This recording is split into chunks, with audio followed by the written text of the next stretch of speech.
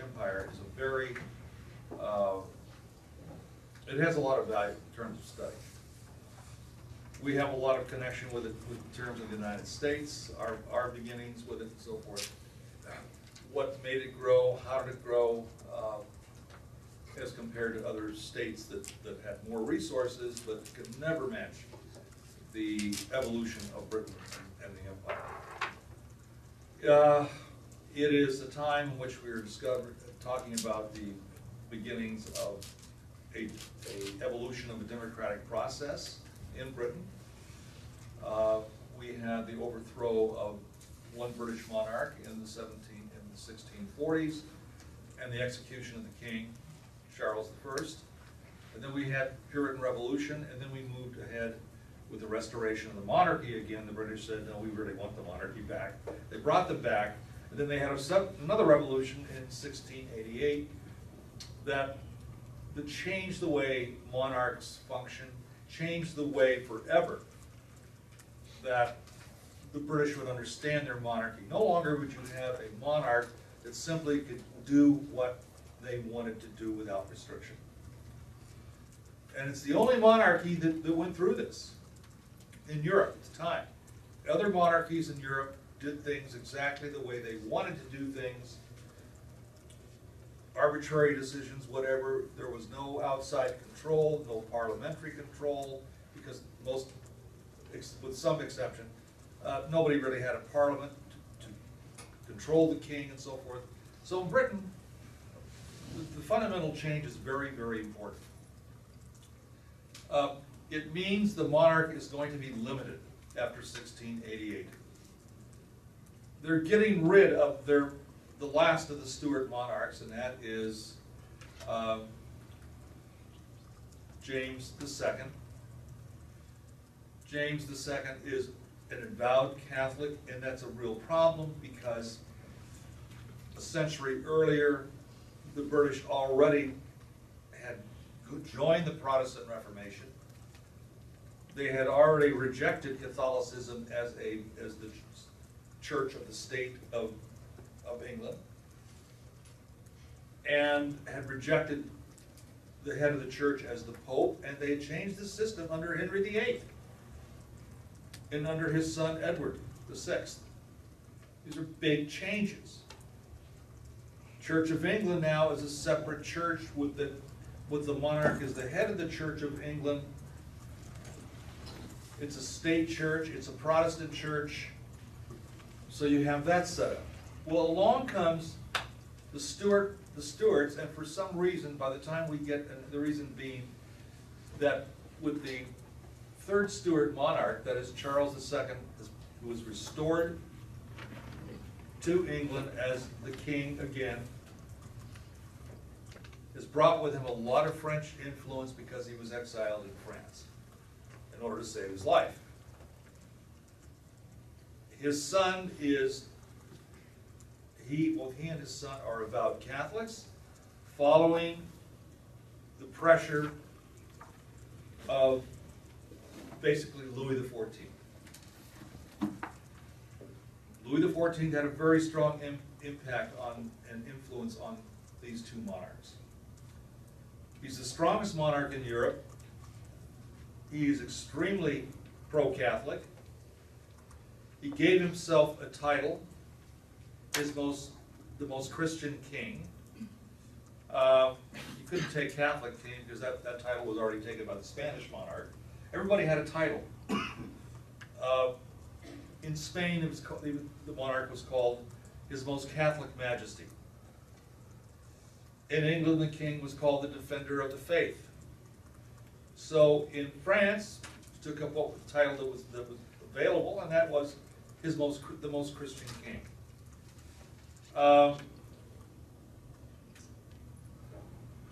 When the head of the Church of England is suddenly a Roman Catholic, for those of you that don't go to church, it probably doesn't matter, and you wouldn't know the difference anyway. But if you do go to church, and you notice, I mean, suddenly, you know, you're going to your local Baptist church, and Father Flanagan shows up to give Mass, you're in trouble. Because you have no idea what that white collar means, you have no idea what how to follow the Mass, you don't even know what the Mass is. And suddenly we're talking about purgatory instead of heaven and hell, and you go, what is this? That's what happens. Yeah. At this point in time, was England just overwhelmingly Protestant? Pretty much.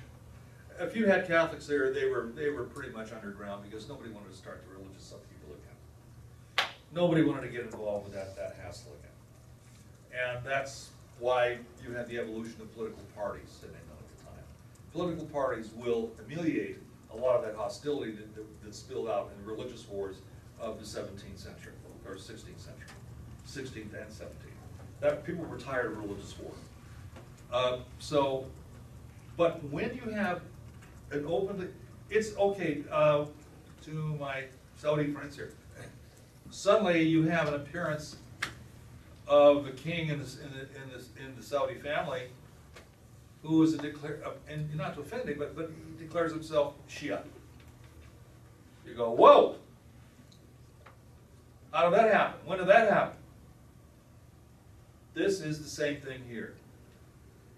You have a Catholic on the throne. He's supposed to be a Protestant. He's supposed to be the head of the church, at least the figurehead of the church, symbol of the church of England, which is separate, different, not Catholic. So once you get, I mean, you sort of get this thing, these things don't seem like much, except if you put them in a context that you might understand and relate to, it is different. And you have to deal with it. Well, the people of England said, we've dealt with this already, we have been through this already, we already had a big civil war, we got rid of, you know, can we move on? And they can't move on until they get past this king. So it wasn't a huge issue until the death of King Charles II in roughly 1680.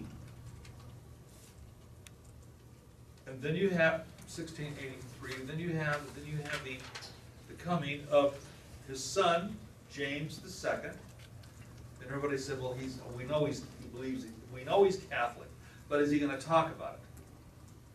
Is he going to be making an open statement? You know, it's like we talk about coming out of the closet today. We hear all that all the time, constantly, always. Well, okay, this guy came out of the closet in terms of his religion, big time. And everybody is outraged and said, enough is enough is enough. And when it became apparent that his own son, who was the heir designate, another James, who would be James III, was going to be baptized as a child as a Roman Catholic, the people said, enough is enough. Enough. Khalas. Finished with these guys. So comes the glorious revolution of 1688. It's called glorious because I think a lot of the people were happy that it was happening, number one. But number two, because it was also bloodless. There was no civil war, no clash of armies. Parliament simply said, we're going to fire this shithead. Enough is enough. It's not because he's Catholic, it's because we don't want a Catholic. Nothing inherently wrong with Catholics. What is inherently wrong is we are a Protestant country, we have a Protestant king, we have a Protestant church. This is nonsense to have this thing in our face. So they got rid of him. And they did it very simply. They simply fired him. Now you don't fire a king. That's not a job. It's not a job description.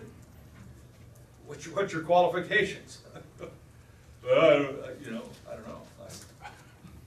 I was born. My dad was a king. Okay, I don't know anything, you know. Well, what's your stance on ethics, morals, and arrest without warrant and all that? Oh, I don't know. Yeah. The thing is, there was no qualifications ever laid on a king. You don't do that. Now, you guys from Saudi, okay, it's a kingdom. Tell me that it's not tough to have qualification, to simply say we're gonna put some restrictions on you, on the monarch. It's not tough to do. It's tough to do that. These guys look at it as tough. You don't want it to. Okay.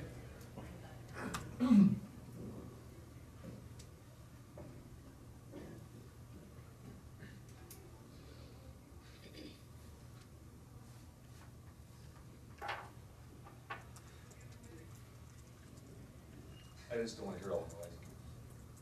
Go away.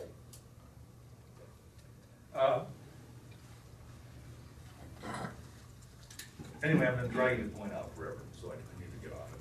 But the Glorious Revolution was that Parliament makes a very specific decision. This king, we talked about this last time, this king has violated his contract under natural law. Remember we talked about that a little bit. Natural law, meaning all of the scientific revolution that had just been going on for the last century finally came up with the idea that natural laws exist in the universe to guide the universe, that God set the natural laws in place. And the most fundamental law of all was the law of gravity. Okay? So they then begin to apply, looking at that and becoming very excited about the idea of natural laws existing. They then try to find out if there's such a thing as natural law that should govern human conduct, should guide human governments. So the idea they came up with is that basically, in the very beginning, when governments were first formed, that rulers were chosen by the people to rule, to prevent chaos out of order, bring order out of chaos. Usually education does the opposite. And then it's the responsibility on the other side of the coin of the people to obey the king. King rules, king gives laws. That's the ruler, that's his job. The people's job is to simply obey the king. Period. Like it or not, they gotta obey him. But what if a king is very abusive? Very arbitrary? He's arrested your friends for no reason, thrown them in prison, have people executed. In England this was going on, and have their ears cut off just because they speak against the king. Okay, then we have a problem. So under natural law, they took the idea a little further and said, there must be something that has to be added here, and that is that the king must have certain qualities about him. He must not violate the law, and they gave the three words. He must rule wisely, justly, fairly. And if he doesn't do that, we the people have a right to fire that king. Because he's violating his contract under natural law. So you get rid of the guy under natural law. Okay, the guy goes. We fire him and we hire another. It sounds like a business deal. And they made it sound like that. Easy transaction. You violated his contract under natural law. So this gives them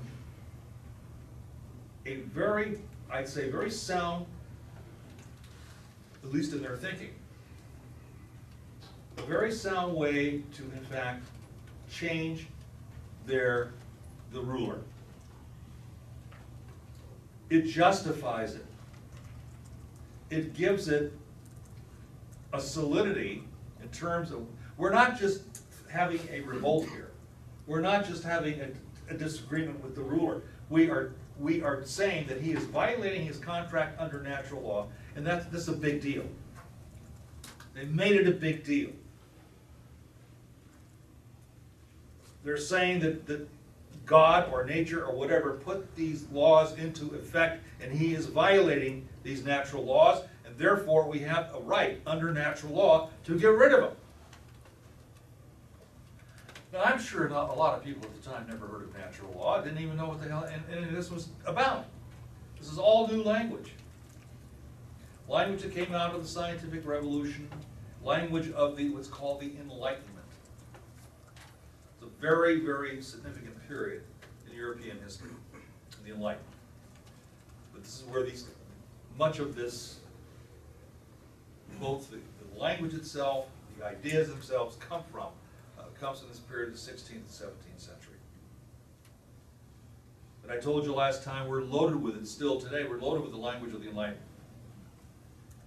The idea that, it's self-evident that all men are created equal. That's Enlightenment stuff. Basic, fundamental things that everybody should have. Everybody should have life, liberty, and the pursuit of happiness. Okay? In England, it's life, liberty, and the pursuit of property. Doesn't matter. But that is based on the Enlightenment.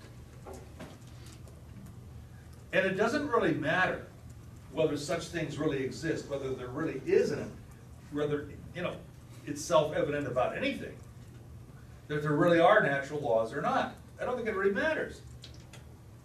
What matters is we believe it, and number one, and then we use it in terms of how we construct our governments, how we function. I mean, that's, whether it can be proven or not that natural laws even exist like that, I don't know.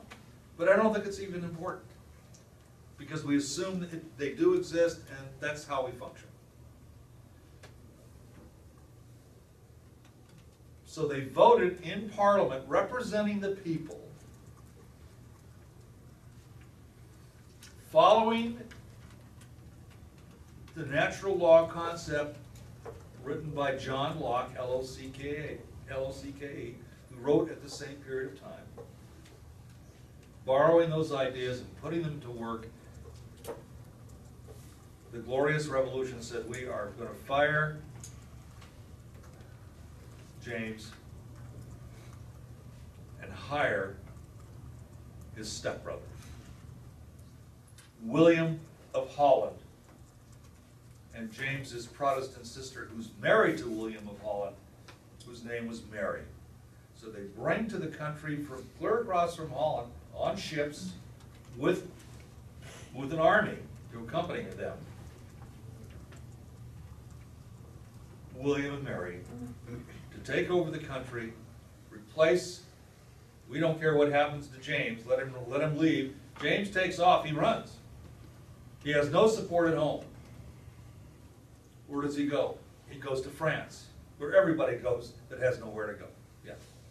Did William give up his position of stadtholder in Holland? No, he's still stadtholder. He's still going to be stadtholder. Those guys are hard to find, so they didn't want to have to hassle them. Besides, they didn't do anything anyway. And so if you have him living over England, so what? He's living in England. He's still the stadtholder. No, he never lost that position. This particular period, known as the early modern period of European history, is also sometimes called the age of Louis XIV, is, I think, one of the it's transitional. It's one of the most important periods in European history, because all this stuff is going on.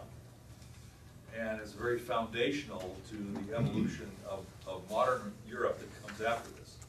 French Revolution, Napoleon, and all the rest of it that's going to come out of this. This particular period is very, very fundamental. And it's to me, it's the period that seems to always get lost. When I teach here, typically I teach European history, and I teach But when I start, my field is modern European history. Okay? Where does that start? It starts with the French Revolution and Napoleon.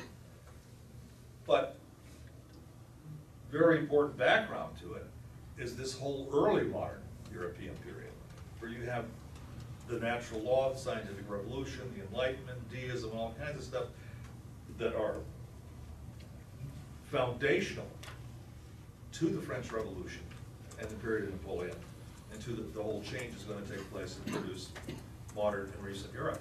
So anyway, we'll get back to that. He's removed from the country. Everybody's happy. Everybody's satisfied. William and Mary come. They're welcome. There's no opposition. There's nobody in the streets. There's no opposing armies, and they're just glad to get rid of the Stuart monarchy. They're big pain, big pain. And so after a century, the Stuarts are gone. Stuarts were there from what? 1603, the death of Queen Elizabeth. You had who? Beginning with James I, up to 1625, and then you had Charles I, up to 1649, the execution. And then you had Oliver Cromwell and the Commonwealth. Then the restoration of the monarchy again. They couldn't live without a monarch. And then you have that from 1660, 16 up to 1685, and then 1685 to 88 with James II. And he is the last. He's gone. He's in exile. Now, the name will linger because is that the end of it? No, it's not the end of it. And things are just now beginning to heat up. Louis XIV enters this picture by challenging the British that they have the wrong monarch. That they should have kept James II as the legitimate monarch. Should have kept it. And that he is the legitimate monarch. It has a form of what we call absolute monarchy. I mean, just like the Saudi guys are talking about their own king, their own monarch, has pretty much unlimited power. I mean, you have a lot of these, there is some control, and he has the family that's going to say, look, no, you shouldn't, advisors. But when he decides to do something, he can do it. That's his prerogative. And that's the prerogative of European kings at the time we're studying in the 17th century. People didn't question that much. Democracy was very much in its infancy, very little of it around. But England had to develop it because of the system itself. Kings became very abusive in England, and that's the problem. And I think more than abusive, just plain stupid. In the 17th century, that was the Stewarts. The Stewarts were probably the dumbest collection of monarchs, certainly in the history of the British Isles.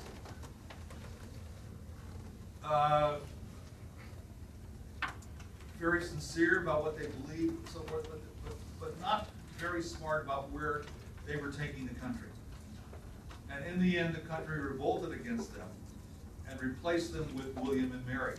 Now, when William and Mary come to the throne in England in 1689, they're there at the request of Parliament. Parliament has invited them to come. Parliament has exiled James II. Louis XIV has stepped in and said, you've done a bad thing. France will never recognize William and Mary as the rulers of England. We'll only recognize James II as the ruler. So he's already causing an international incident by challenging this. Doesn't mean anything yet, but he's challenging it. William and Mary come to the throne, and they come with a particular provision, a particular kind of restriction on them, so that England doesn't have to go through this again, and they come with the understanding they are to reign, but not to really rule. They're not to really rule. Who's going to rule the country? Who's going to call the shots? Who's going to make the decisions? Parliament's going to make decisions. France have any kind of like a parliamentary system, or was it just Louis doing It's anything? he Louis wanted? doing what he wants. Now, there is a system, it's called the Paris Parlement. To spell Paris, P-A-R-L-E-M-O-N-T. Different than the English Parliament. But they don't have the same It's a kind series of, clubs and a series of judges Okay. that operated from Paris. They were all members of the nobility. And their job was to approve to stamp the mark of approval on all of the laws that the king put forward. Otherwise, they wouldn't be legal. The king passed the law, but it had to get passed by the Paris Parliament. They had to put the stamp on it, and if they didn't put the stamp on it, it wasn't gonna work, it wasn't gonna go. Now, that's kind of a restriction. But if you have a personality like Louis XIV, and you're a member of the Paris Parliament, and you decide you're not gonna stamp his stamp of approval on Louis' law, that'll be the last thing you remember. The old joke about if you go to sleep smoking in bed, don't be surprised if you wake up dead. Well, with Louis, that dream could be something else. If you violate Louis, you're not, nobody, people disappeared all over France that violated what Louis wanted. So everybody knew you don't screw with him. This is one, and he claimed to be an absolute monarch, there are no bones about it. He saw himself that way, he was understood as the Sun King. What's that mean? It means you're the center of the frickin' universe. They had just discovered that the solar system went around the sun. The sun didn't go around the earth. And Louis right away proclaims he is the Sun King. I mean, he's really up on his astronomy for his own sake. So I love this guy. I mean, I really love Louis XIV. He's such a ham. He must have been a theater major.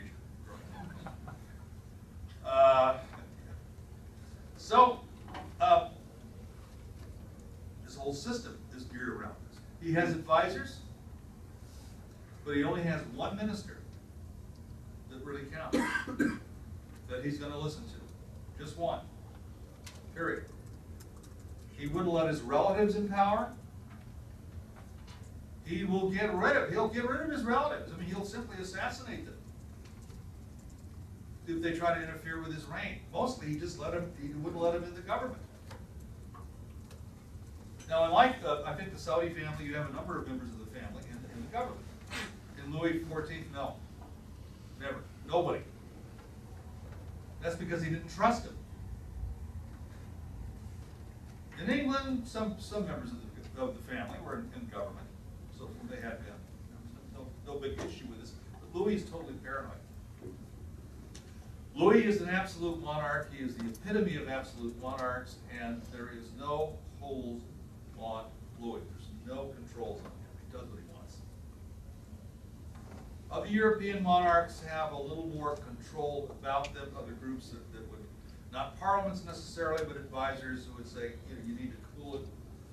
And you also have at the same time the beginning of a desire on the part of European monarchs that they had a responsibility to rule, not just rule the people, but to rule on behalf of the people. Meaning, and there's a term for this, it's called the period of the divine despots.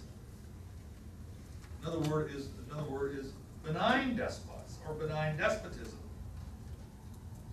It means that you are ruling with absolute authority, but you are bound under the obligation of trying to do the right thing on behalf of the people, such as you're not going to jump into war right away. Instead, you're going to try to use your money for projects that will improve the sanitation in terms of the water and the quality of life of your people, to build hospitals, to develop greater agriculture, to promote some degree of education, to promote the arts, to do something where you're going to leave this state as a better state than one you founded. Yeah. Do you think they were doing this out of, say, the kindness of their hearts? No. Or was it just to avoid a situation? Nobody ever does any of this out of So the kindness was of it your heart. just to avoid a situation similar to what happened in England? I think they will do it. I'll get you, Tom, to get you.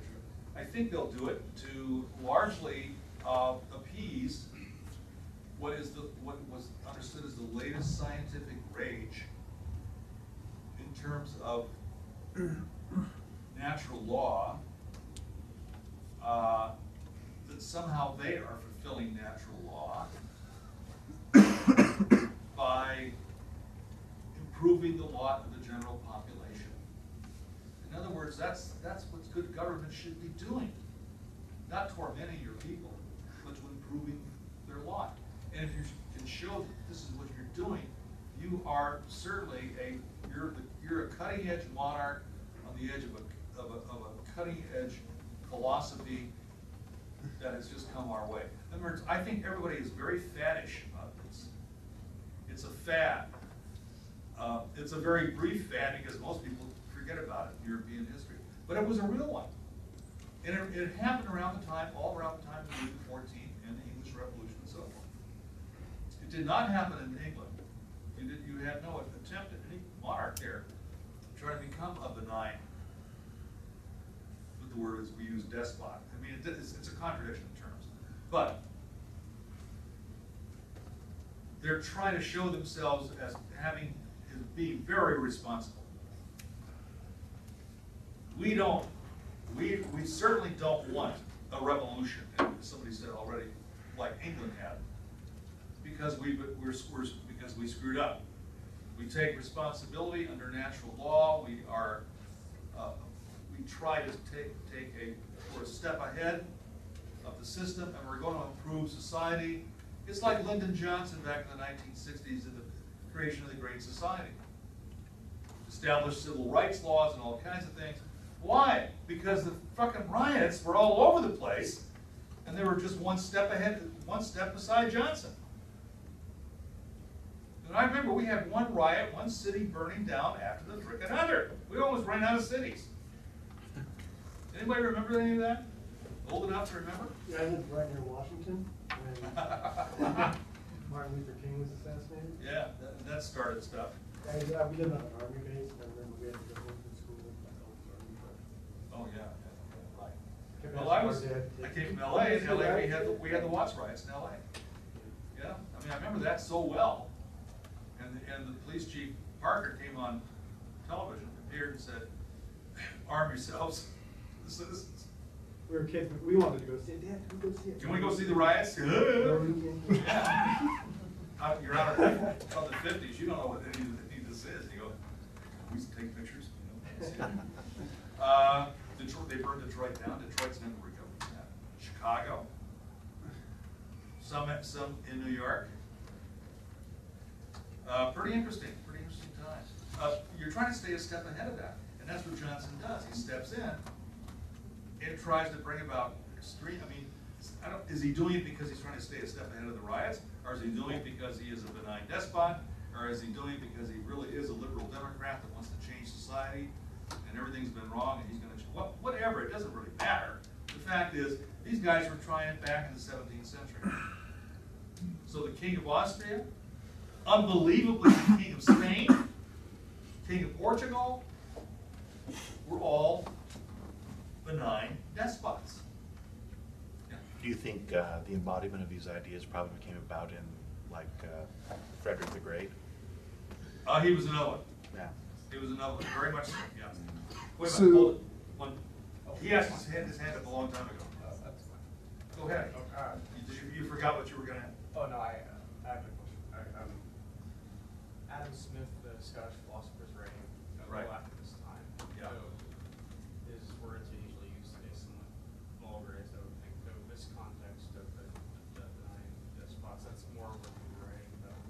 Somewhat, I think so, yeah. It's to the extent of he argued for a lack of governments, though he didn't say no government, he said that the government ought to provide the defense for some forms of education. Right. And health and sanitation. He that rules least rules best kind of idea. To some extent. I think that was Henry David Thoreau. Yeah. No, is that some, They're all connected. They're all connected. I mean, you have various shades of it, but there wasn't anybody that didn't come up with some of these ideas at that time. Let me get this question, and then I'll get. Yeah. So the benign despots, were they before the enlightened despots that we hear They're the about? same term, same Okay. people. Same Okay. people. Same people. Enlightened despotism, benign despotism, same group. I was just gonna say, I think it's important to note that this really is it's a philosophical revolution before it becomes a scientific one. I mean, they're really trying to figure out how to run society, and it has great impact. They are. Got a question here? Yeah. Regarding Adam Smith, if I can, my understanding is that he was rather radical at the time for proposing certain Yeah. economic ideas. Yeah. Free trade and that kind of. Right, free trade. Can I ask in what sense there was major rule, besides the ones that you pointed out, of controlling Congress and the economy? Yeah, there wasn't, actually, that's evolving, and what, the British are gonna sort of pioneer this thing. They're still coming out of the late medieval system.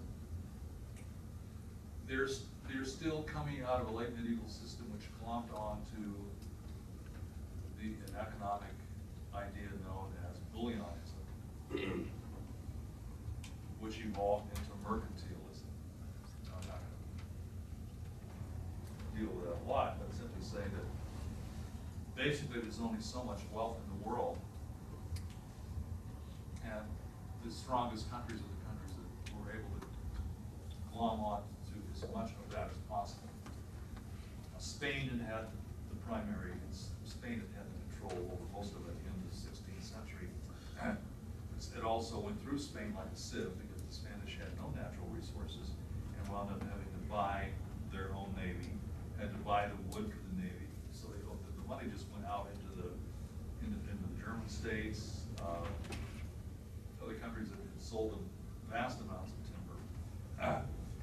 They bought into the population of central and southern Italy to supply men and material for the conquest of the New World. They didn't keep very much, but the amount of money that they spent revolutionized the economy of Europe because it was such a vast amount of gold and silver from Mexico. But then that slowly changed. The British tried to incorporate this system without that kind of economic background. So in other words, they don't have the gold and silver to do it. So they begin to institute mercantilism, but they discovered kind of late that in the colonies they're establishing in the New World, they want those resources to come directly to the British. And the British will then manufacture that stuff and sell it back to the colonies for a profit, so they keep the whole thing to themselves. So bullionism merges into mercantilism. It's not free trade at all. This is not what Adam Smith is talking about. But eventually, that does get into the system and it challenges this mercantilism. The American colonials are going to challenge it and say, we're not going to be bound by this. You're asking too much and you're asking of it way too late. We have never done business like this and we're not planning to do it now. So we'll come back to that. There was another, yeah. During this time, was there like a increase in Britain's business class? Yeah, there's a big increase. And it comes through the members of Parliament. It's huge because it's fundamental to change. That had come about because Britain did not have the restrictions. You had a lot of nobility in Britain. The titled nobility that inherited the ancestral homes and so forth took title and took the estates. But you had a number of members of the family that are noble, but they don't inherit the title. They don't inherit the estates because they're the younger children. What do? They are free to do what they damn well want to, which means they're gonna go into business and make more money than the guy that's holding the title and holding the castle and the rest of it. They're gonna go into banking. They're gonna go into merchant trading. They're gonna go into the age of exploration. They're gonna do all these things fast. I mean, they're gonna get involved in all kinds of things that, in terms of custom, was prohibited to do in in the French context, or in England's context with the true nobility. In other words, somebody who is really, let's say, Lord somebody cannot do this. But his younger brother can, and he's envious because his brother can do it. There's no restrictions. Because with title and with the class system that you had at the time, which is almost, it's not caste, but it's closer to, it's almost as much caste as it is class. Those guys were prohibited socially from getting into banking, going into trade, exploration, shipbuilding, all that stuff that's going to make money. Because money was seen by the upper class as being very dirty. Making money that way without labor was considered, you have to wash your hands. It's bad news. It's evil to do this.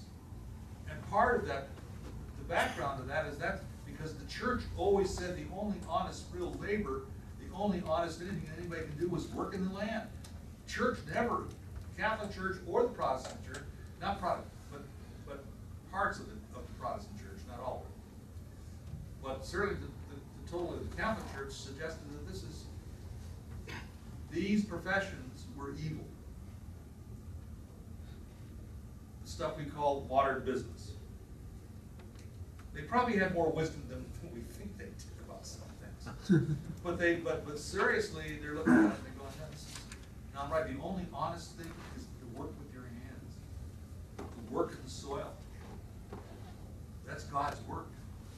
This is nonsense. So this brings up, and I'll just tie this together with another question, and then I'll get to your question. And that is that the great success of the Protestant Reformation was not just what Luther said, but way beyond Luther, when John Calvin came along in Switzerland. He comes along and he says, hey, wait a minute. This stuff that you're condemning, trade, banking,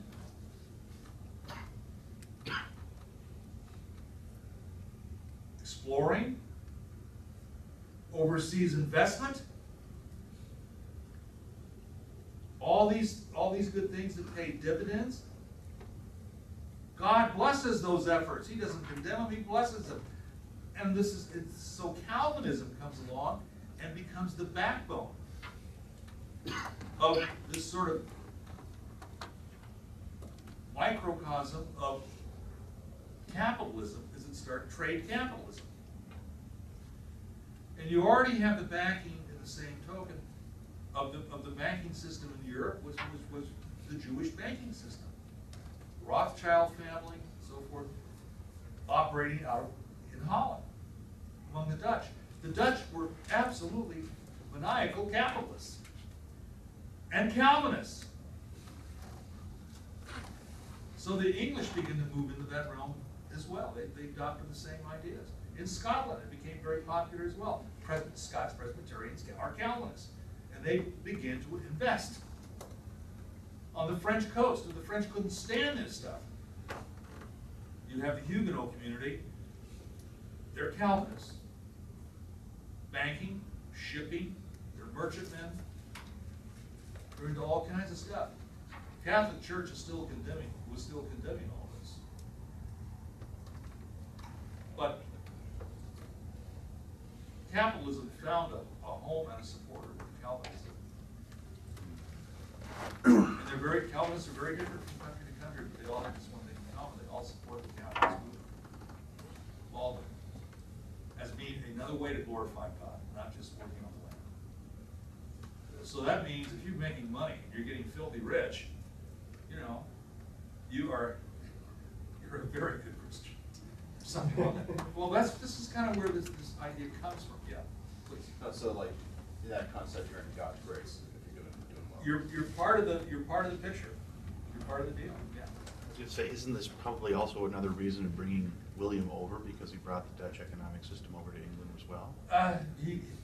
Let's put it this way: he's not going to try to reverse the English economic system. Yeah, because it wasn't working very well. Yeah, he's gonna come in, and the systems are different, however, I mean, they look at each other as different, they don't trust each other. Mhm. English and the Dutch have already had 3 wars in the prior century, they don't like each other particularly. But it's a different world now, you know. We're all together against James, and we're all together against Louis. We hate Louis XIV, so we gotta stick together. Yeah, comment or question, yeah. There's an answer. How did that ever happen? Oh, this is about. So they're just See what like. you did? You gave room for this. So everybody's so afraid of Louis that they're like, okay, I don't like you, but I will help you as long as we get rid of Louis. That's the way you do it. That's right, because, I mean, you look at, okay, I may not like you, but I'll get together because you don't like Louis either. You know, Rubbishing the French, it's a long, long pastime. what's the saying? The enemy of my enemy is my friend. That's right, isn't that the idea? Enemy of my enemy is my friend. Scots and the Irish did it to the We used to hear English. that That's a lot. right. During the first Gulf War, everybody was afraid now. Don't hurry up. So, transition, benign despotism, or enlightened despotism, those are things that are there. Now you have England with a ruler that is committed to rule, or to reign but not to rule. And they never upset the apple cart. They didn't. They just simply went there as figureheads of royalty. But basically, it's Parliament that's going to make a lot of decisions. Now, it's also a time in which you have the creation of a lot of ministerial positions. Meaning, if the king is not making all these decisions, for one thing, what you don't want to, one of the things you really don't want to do is have decisions made by committee. You ever served on committees? Anybody? God forbid committees making decisions. That's why you've got to go back to one person. Somebody's got to make a decision. But committee decisions, they're okay, but they're kind of, I don't know, they're innocuous. It's like some of the arguments you get into about who wrote Shakespeare, and said, well, probably a bunch of people. And I thought, yeah, I could just see a committee writing Shakespeare.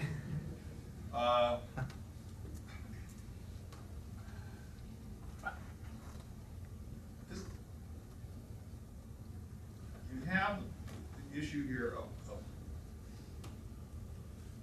finding very capable individuals who are trained, who are Church of England. They are part of the establishment. Some may be in Parliament, some may not be in Parliament.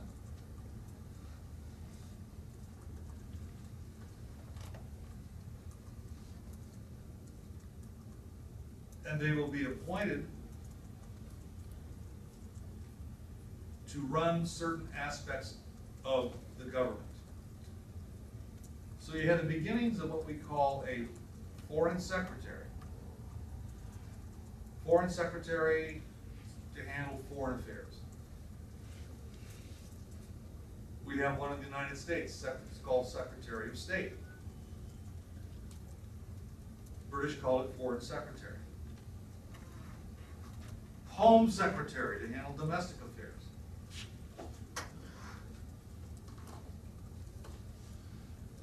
Those are the two most important. And then you have a minister that more directly represents the king himself. It's called the First Minister. First Minister. What's that title known as today? Prime Minister. Prime Minister. And in England today, there's no question, you don't really need a king in England, because you've got all these ministries running the country. You've got a Minister of War, You have a naval secretary,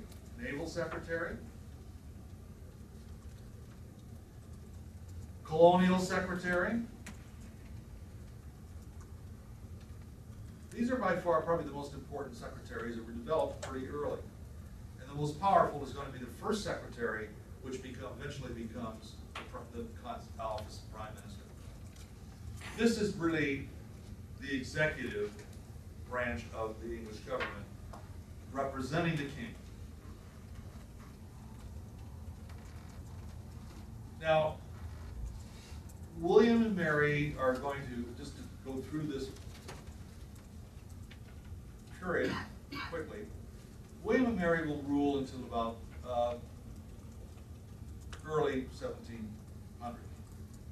You're going to have a war with France, known as the War of the Spanish Successions, 1700 to 1714.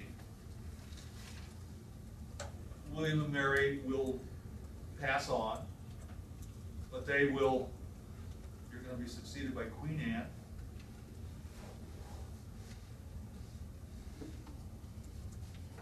Queen Anne will pass on after 1714, but you're going to have her succeeded by, they're going to reach out now, Parliament's going to reach out and bring more people into the line of English kings. And they're looking around Europe, where can they find a royal line that doesn't seem to have much to do? Nothing like royalty looking for a job. You put an ad in the paper, I'm a king. You put them on Craigslist. You have a job for a king. What? Well, try it. You might be surprised what might happen. Okay. You'd be very, I'm sure, very surprised what might happen. And so here comes that. Now, the house, the German state in the Holy Roman Empire, and I'll clear this up, I should have brought a map today, but I didn't do it, will show in the center of Europe, western center of Europe, a strange anomaly, today known as Germany, when at that time it was called the Holy Roman Empire. It was 350 small states that sort of had a political union. They had no set capital. And one of those small states was Hanover, Hanover. Hanover had some excess monarchies. Had a few guys left over, and they didn't have any room for another king. So Parliament reached out to Hanover and said, you know, you've got some guys that are not working. Can I have one over here? And this becomes George the First. George the First of the Hanover dynasty comes to England to become the new king. He couldn't speak a word of English. I mean, not a word. He probably sounded like Arnold Schwarzenegger on his best day. God saves the king. Yeah. So here he is. And he didn't know. He just sat on the throne until he died. He didn't do anything because he didn't have to do anything. He wasn't supposed to do anything because the government ran itself. You had the ministers running the show. So he's there, can't speak English. The second George, his son, they said, this is going to work okay. Could speak English but didn't care to. Same thing, rules until 1760 as George II. But finally you have George who? The third. We all know about George III. Because George III finally decided to wake the fuck up, pardon me, and try to rule again. You know, somewhere along the line, the Germans always want to rule, come along and start ruling. Anybody German here? Okay, you know how you are. Eventually you're going, it's tomorrow the world. Today it's the kitchen, but tomorrow the world. Okay, so George III wakes up and says, hey, I'm not here to play games. And he's, he's running around singing Deutschland über alles, good stuff, yeah, England is a nice place, I want to rule this country, I'm reigning. He decides he's gonna rule. And he's got a little problem. He's got the 13 colonies, and they're not looking for a ruler. Creates the American Revolution. Because he decided to rule as well as reign. And at the time, most of English subjects in England wanted no part of this. And that's how the evolution of the American Revolution begins as a revolution against the kings trying to revive his authority. To do what to take the reins away from Parliament. So he causes a real problem. He's the first one that could really speak English, and look what he does. Okay. So we're going to backtrack now and kind of tidy it up, and then yes. So the two Georges before him just sat on the throne, Basically, and they got everything else they wanted. they got everything. They didn't have to do anything. That sounds like a pretty sweet deal to me. Well, it was, if we were you. Yeah. Didn't want to do anything. I think that this is it's a period that needs to be studied again and again and again, because there's a lot that we always miss with this. But in the first place, with the coming of William and Mary, you have, starting out that, take a look at what goes on here. You have a series of major international collisions that are going to begin with the beginning of the 17th century. The background to it is the English Revolution of 1688. You have a change of thrones in England. You have a change over to William and Mary, Anne, and then finally George I. But throughout all of this, Louis XIV is always proclaiming that James II should be the rightful king of England. He's out to create problems. He's out to start a war. He's out to do whatever damage he can do to the English. Now,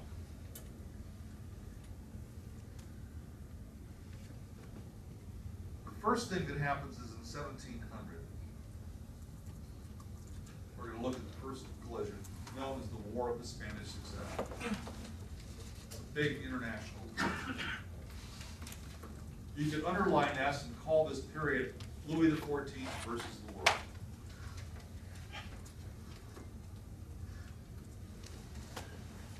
Louis XIV had just fought 2 wars against the Dutch to take over the Dutch territories, to take over their treasury, their banking system, and so forth, because he did not have any of this. He failed to win those wars against the Dutch. It was too difficult. But in 1700, he was at it again. The last Habsburg king of Spain was on his deathbed. The last of the Habsburg rulers of Spain. Remember, Habsburgs in Spain go all the way back to Ferdinand Isabella. Habsburgs ruled Austria, and they ruled Spain. And sometimes they ruled it together, like they did in the days of Charles V. But in more recent years, it was a split reign. Austria was ruled by one branch of the Habsburg family, the other branch ruled Spain. The Habsburgs were very inbred in terms of family, in terms of what we call genetics. And there was a lot of physical problems and deformities occurring with the Habsburg monarchs of Spain. And so eventually the last one could not have children. And he was on his deathbed, and he decided that what he needed to do was revive Spain by putting a fresh new monarch on the throne to follow him when he died. And what he was going to do, he made the offer to Louis XIV. Made the offer to Louis XIV that Louis' grandson would take over the throne. Okay, Europeans sat around, they said, Louis XIV on the throne of France, and his son on the throne of Spain, with all that money coming into Spain. It's a formula for disaster, it's a formula for another war, it's a formula, we can't tolerate this. So what they did, they insisted that Louis XIV say, okay, if my grandson goes on the throne of Spain, and what's our family name? What's the family name of the royal family of France? Anybody? Bourbon. The Bourbon monarchy. If the Bourbons in France are related to the Bourbons in Spain, you've got to make sure that they're not connected politically. In other words, Bourbon monarchy in Spain will have nothing to do with the Bourbon monarchy in France. One will not control the other. Okay, how does that sound? Europeans agreed. It sounds good. This is what we want. We cannot have Louis XIV running France and Spain. Again, take it again. Two things. France has the largest population in Central and Western Europe. 20 million people. That's a big population at that time. Spain has the largest amount of gold and silver bullion of anybody in Europe because of their control of the great mines of Mexico and Peru. Gold and silver that's unbelievable, still pouring out of those mines. You can't have Louis XIV with 20 million people and the largest army in Europe, the largest population in Europe, and now the largest gold and silver supply in Europe. With his ego and his willingness to jump into a war at the slightest twist, can't afford it. It's dangerous, very dangerous. So they insisted that he deny that he was ever going to accept or connect the two houses together once. If he allows his stepson or his grandson to accept the terms of becoming king of Spain. He said, of course. All of Europe was against him, and he said, okay, fine, I'll do what you want. As soon as the king died, his grandson's on the throne, Louis steps up to the plate, as Louis would, and said, by the way, all those promises I made, fuck you.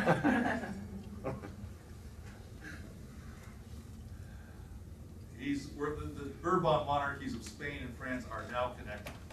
And the Europeans are, I don't believe it. What else?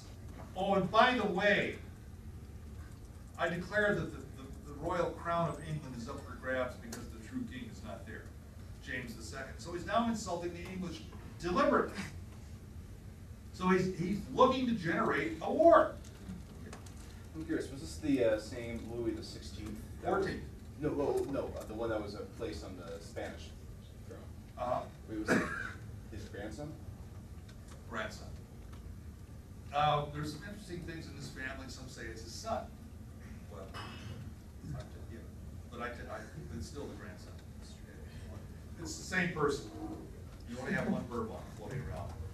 He's a puppet in this whole thing. He doesn't care. He just wants to go to Spain, get away from the old man, and start a new life, become a king.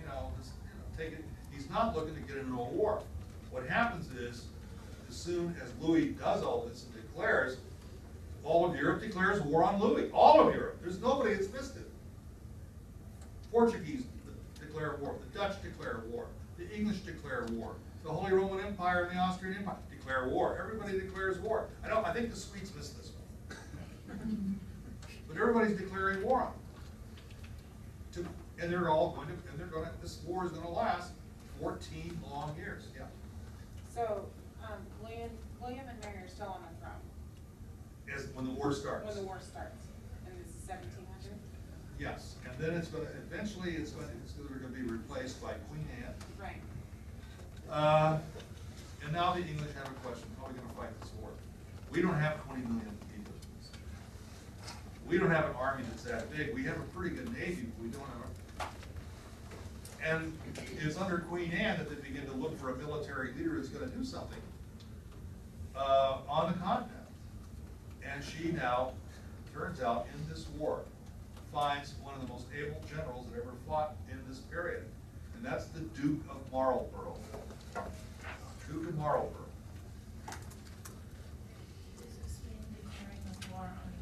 Everybody, but everybody sort of declares war on Spain and France. Nobody really wants to fight Spain, because Spain's like, you know, they just don't even want to be part of this. But they're drug into it by Louis, by what Louis does. They're automatically drug into it. And they're still paying the price to this day for that war. Britain still has captive a hunk of Spanish territory that they shouldn't have. Gibraltar. Jabal al-Tariq. The British they took it from the Spanish during this war. Belongs to Spain. Belongs to the Arabs. That's what the Gibraltar looks like. The Mountain of Tariq. Okay. In this episode, the Duke of Marlborough in 1707, this war is, nobody can get at anybody. It's raging everywhere, but you can't get at your enemy very easily. The French have a large army in central Austria on the way of defeating the Austrians.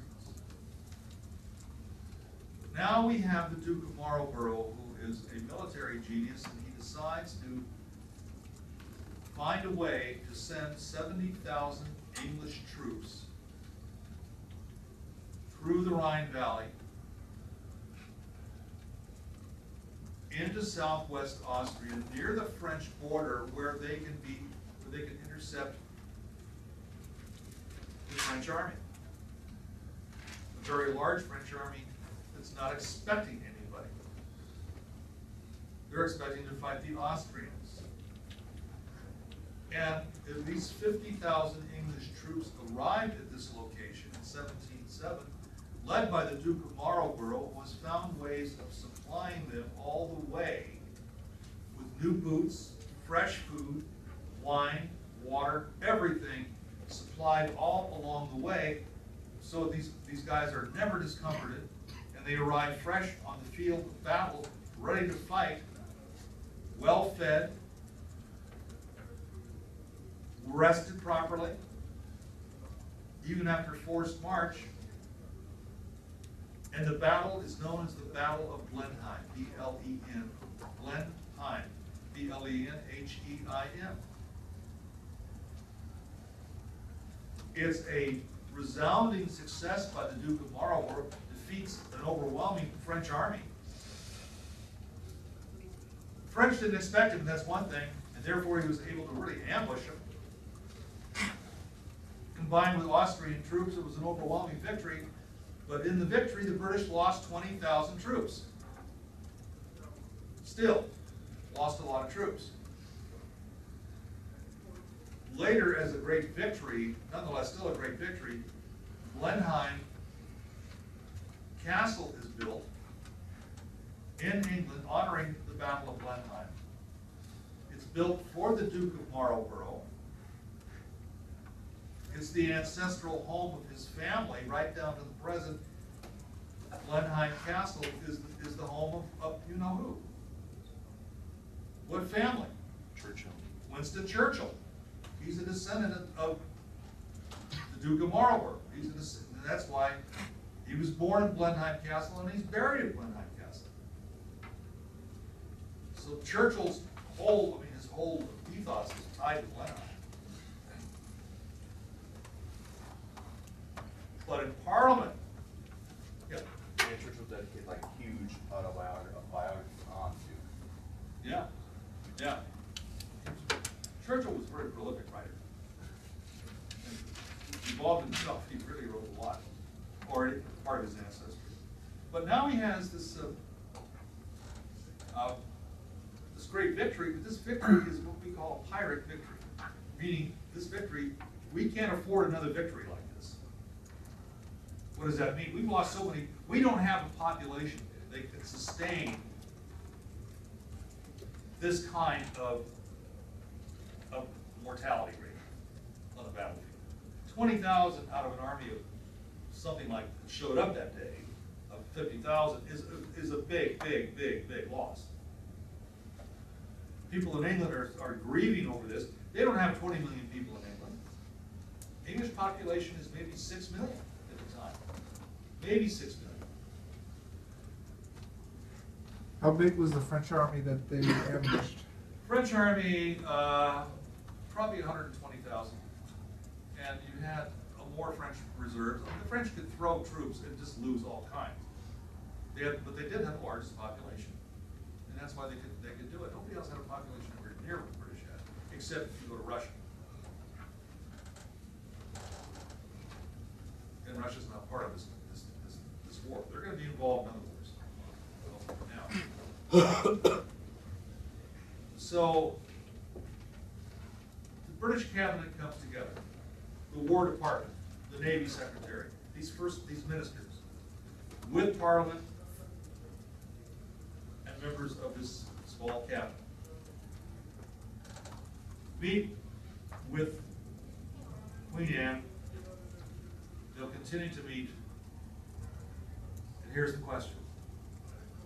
Can or should we even try to fight like this? We already have our Navy out here. We have an army inside of Europe, and this is a bad idea. We are losing too many people. Should we continue to assume that we're going to continue to fight like this with a vast Navy over here and a large army here in the interior? We don't have the population or the resources to sustain both. But some members of Parliament said, you've got to have both to be legitimate. Other members of Parliament said, no, what you do is you pay people on the continent to do your fighting for you as a military arm. And on the sea, we continue to build the ships, and we have the great Navy. And between the two things, paying to have mercenaries fight our wars for us on land, and then having our own Navy, it's a lot cheaper. And this we can do. So they had a big debate about this. Divide the money evenly between Army and Navy, or simply forget the Army altogether, or whittle it down to small size. And eventually what the British are going to do is it becomes a very big deal. Based on their population, based on the amount of money they had, they decided to, in fact, support other countries that would do the fighting on land, support them, like the Austrians, like the Portuguese, like the Italians, who would do fighting on land for them, and at the same time use their Navy, big Navy, to supply all of the weapons you need, all the food you need, all of the gold and silver you need to fight this war, all to preserve the balance of power. And that went pretty well. That's what they're going to do. Now there's going to be exceptions. They're going to try to do both at times, and every time they try to do both, they don't do it very well. But this decision to emphasize the Navy over the Army, so you're always going to have a small Army, and then you're going to have mercenaries do your fighting for you in the Army, and support the Army. But your big emphasis, your spending is going to be on the British Navy. And the philosophy of the British Navy, always have a Navy that's twice as large as the other two largest navies put together. Well, this is building an empire on the cheap. You're not putting a lot of money into this, except for the Navy. So this war spells out one of the basic fundamental, I'd say, achievements of the British, and that is to emphasize naval power, which they do very well, reduce the size of the Army, maintain a balance of power on Europe, support anybody that will support you against a major enemy. After winning several battles, this whole war, however, goes into stagnation. Louis XIV dies in 1714, about the time the war is going nowhere. And on his deathbed, he said, I have loved war too much. Okay, Louis, I guess you did. So he does it. I mean, he does. He's into war, big time. Love war too much, but, right, 1714. Yeah. So with the end of this war comes the Treaty of La Chapelle, AIX, LA, CHAPELLE, La Chapelle. It's not the only treaty by that name, but anyway. And in the treaty, number one, Gibraltar goes to England. They captured Gibraltar during the war. They're going to keep it, and they have kept it to this day. Spanish want to still get it back. Just like Argentina wanted to give back the Falkland Islands. But 500,000 sheep in the Falkland Islands voted to keep the British there. Now, other losses, the French are going to lose space here. They're going to lose Acadia, A-C-A-D-I-A, which is in eastern Canada. It's one of the few places they have really colonized at all. Eastern Canada, Acadia. The people of Acadia said, screw this, we don't like the English. We're not going to stick, I mean, the French don't like the English anyway. French Canadians really don't like them. And so they sailed down the Mississippi River to escape when the British took over Acadia, and they became the Cajun population of Louisiana. And they named the Louisiana after their king, Louis XIV. And they still speak a form of French in Southern American, Louisiana. And it sounds very strange. Nobody speaks Cajun language is very different. It's not quite French, it's not quite anything. It's mixed with Creole, it's mixed with Native American tongues, mixed with really bad Southern English, and you get welcome to Louisiana. Okay. Cajuns. They're going to lose territory in India. French still have holdings in India, and they're going to lose some of those holdings. Not all, but some. What basically, and finally, the last thing is France and Spain will be permanently separated. That was the original intent of the war, and this is where the war is going. That's the Treaty of La Chapelle. It preserves the balance of power. This is the first great international war starting with the 18th century. One of 5 long wars that are going to be fought. And you're going to be thrilled to death that we're talking about every one of them. When it comes to exam time, you won't know a damn thing about any of them. It's all going to sound alike.